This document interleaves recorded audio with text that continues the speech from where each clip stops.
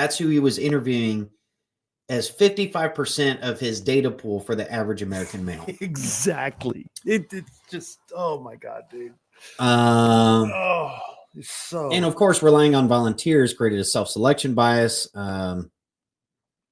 Let's see. So, in other words, what he was doing, he was questioning, he was using people in his study that were prisoners and deviants, and then he was pawning that off on in his research as this was just a random sampling of the American population. Correct. And this is what he found.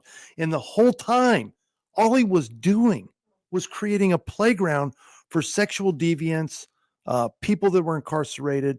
Am I correct in my assessment here? Yep. He often represented his findings as if they applied to the average American male, despite the unrepresentative nature of his sample. He claimed high percentages of Americans engage in behaviors like premarital sex or prostitution.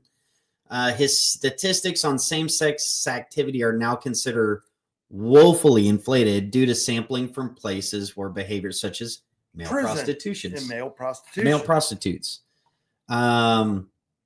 Leading statisticians, including John Tukey and others from the American Statistical Association, condemned Kinsey's sampling procedures and statistical analysis, stating that his bold conclusions were not supported by the data.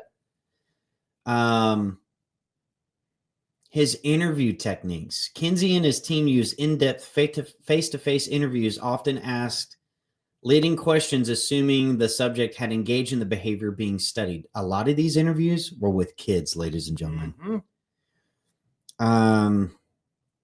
Kinsey did not always report criminal activities revealed during interviews, including sexual offenses. Some data, particularly on child sexuality, came from individuals who admitted to sexual abuse, raising ethical and legal questions about the research process. He was criticized for treating human sexuality purely as a physiological response, almost like a trained zoologist would, someone who picks at bugs and looking at humans the same way. Yeah.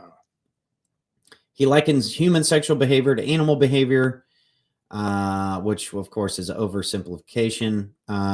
Very Darwinian, very agnostic and atheistic.